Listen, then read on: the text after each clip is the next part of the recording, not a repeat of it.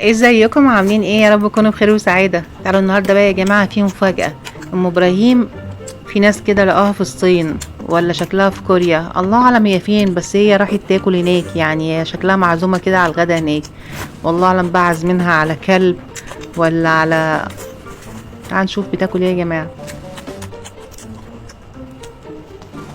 هو انت كده في اي حته يا ام ابراهيم بتاكلي يعني؟ وانت ايه وداكي الصين يعني؟ وبعدين انت بتاكلي ايه؟ اوعى تكوني بتاكلي كلب ولا حمار. ايوه ريشه دي مش غريبه عليا، مش دي اللي كانت في فيلم محمد هنيدي وهو مع حسن حسن ايه؟ اه حسن حسني. او اكون هي يا ام ابراهيم؟ من الريشه كده شكلها مش هي يعني، شكلها ريشه حصان. في بيتك يا ام ابراهيم، فضحتينا حتى في الصين. لا بس الريش يعني شكلها مغري، رغم ان هي بتاعت حصان او حمار، بس شكلها يعني تحفه. يعني انتي مختاره الحتت اللي هي يعني ملبسه على ملحمه، يعني معرفش انتي بتجيبي الشهية دي منين. ايوه الحتة دي فظيعة فظيعة يا مبرية، ما والله.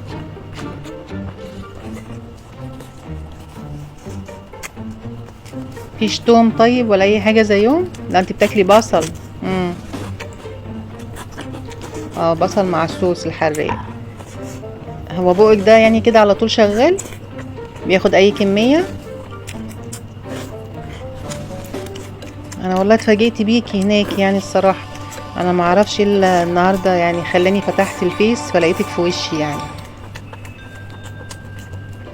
حتى ام ابراهيم يا جماعة، حتى ام ابراهيم استبوها في حالها، خدوها هناك. شايفين الهوبر اللي بتاكلها؟ لا شكلها مغري بجد يا ام ابراهيم، يعني انتي مختاره القطع كلها بجد رهيبه. دي يا جماعه ام ابراهيم يخرب بيتها بتحب يعني، يعني تملى معدتها باي حاجه.